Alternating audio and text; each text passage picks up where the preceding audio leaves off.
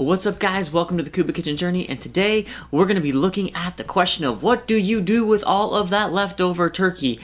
We have been blessed this year through Ibotta. We actually ended up getting about 4 turkeys in our household, and so we have been eating a lot of turkey, which means we've been getting very creative with how to handle leftover turkey. And so today, Susan is going to be making a turkey gnocchi recipe. This is a poor man's version of what you can get at Olive Garden, just using some ingredients that we had around the house.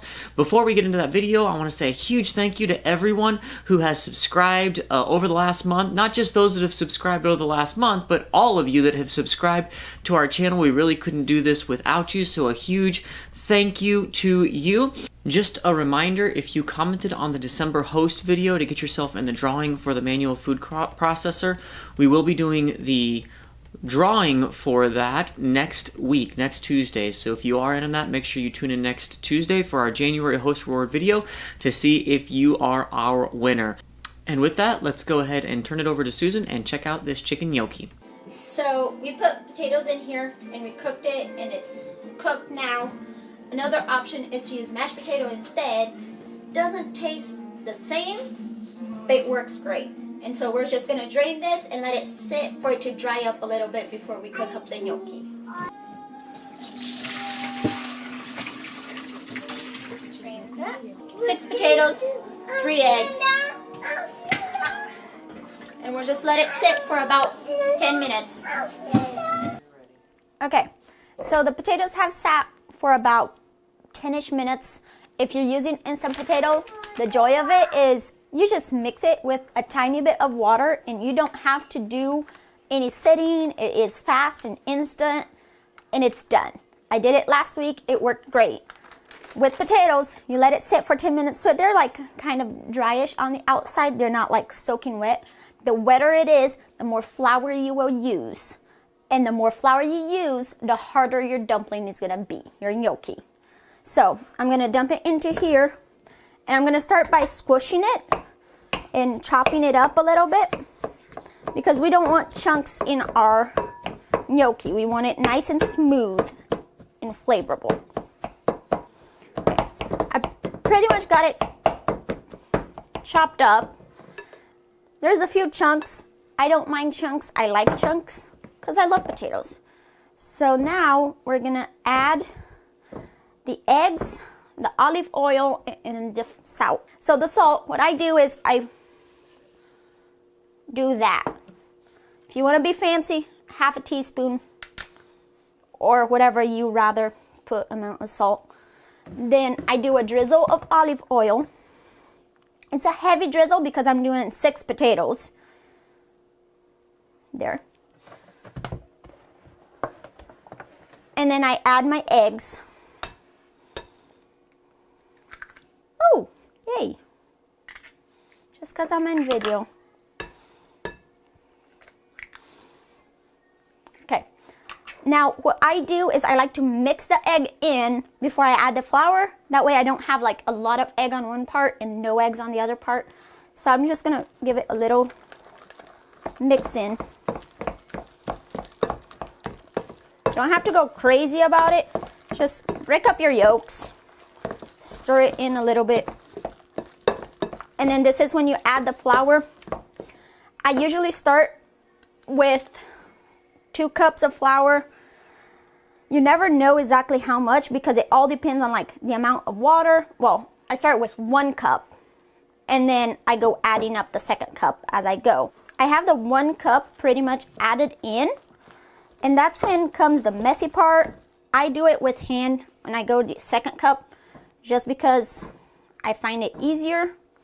You can use whatever tools you usually use to mix in stuff.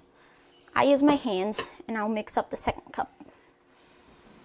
And you don't want it to be a consistency of bread dough because it's not bread, it's gnocchi.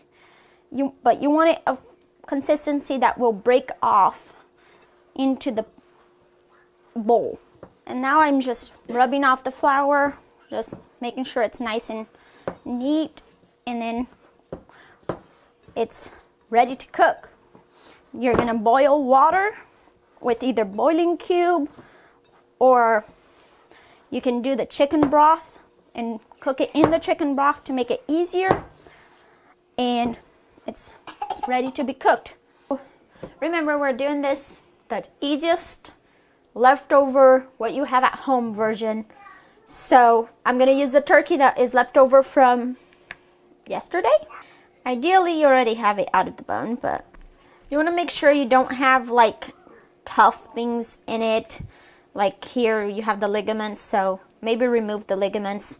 I don't like weird shaped things in my soup. Now I'm just gonna shred them as best as possible. It kind of gets hard with the tiniest pieces. The bigger pieces are easier to shred.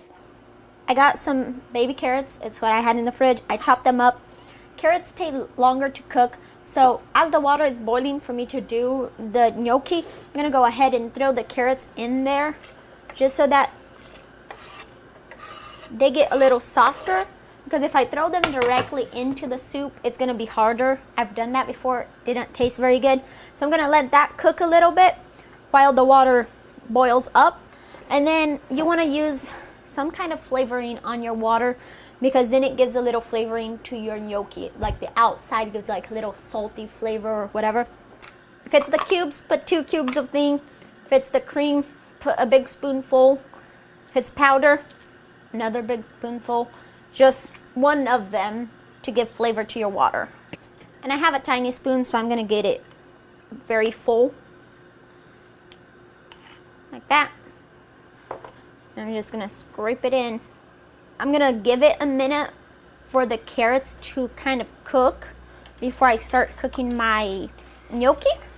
And what's gonna happen is when I fetch out my gnocchi, some of the carrots is gonna come out, but it's gonna already be cooked. I'm gonna dump it into here.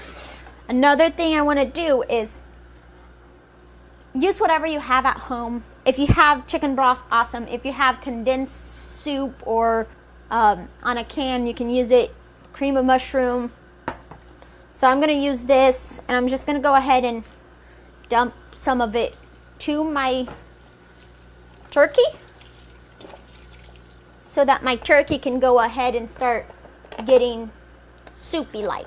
So the carrots are cooked, and so now what I'm gonna do is I'm gonna go throwing the gnocchi, fetching them out, and dumping them onto my bowl with turkey in the chicken broth. And what you do is a small spoon, scoop it in, and that's what you're gonna do. The way you know it's cooked, it's when it floats. If it floats, it is cooked. So I'll usually do a few, and then I'll stop and let them float together, and then I'll do another few. Okay, and now all of them are floating, and you can see them coming upwards.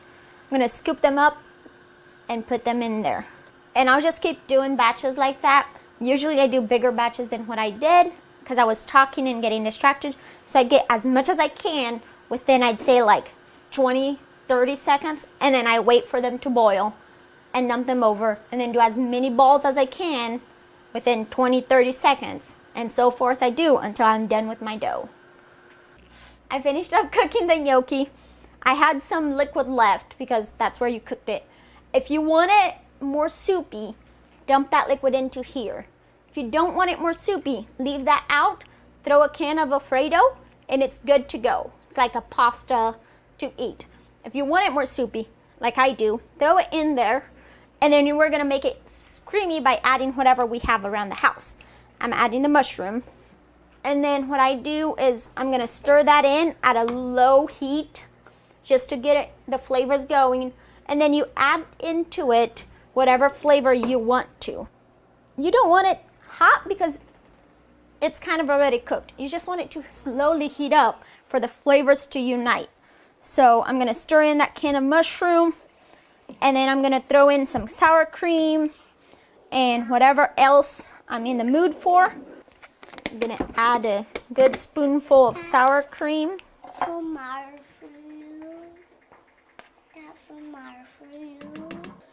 Do it as creamy as you want it to be, and then add the flavorings you like. I like it more Italian-y, so oregano, basil, and those sort of leafy things. There's our chicken gnocchi soup.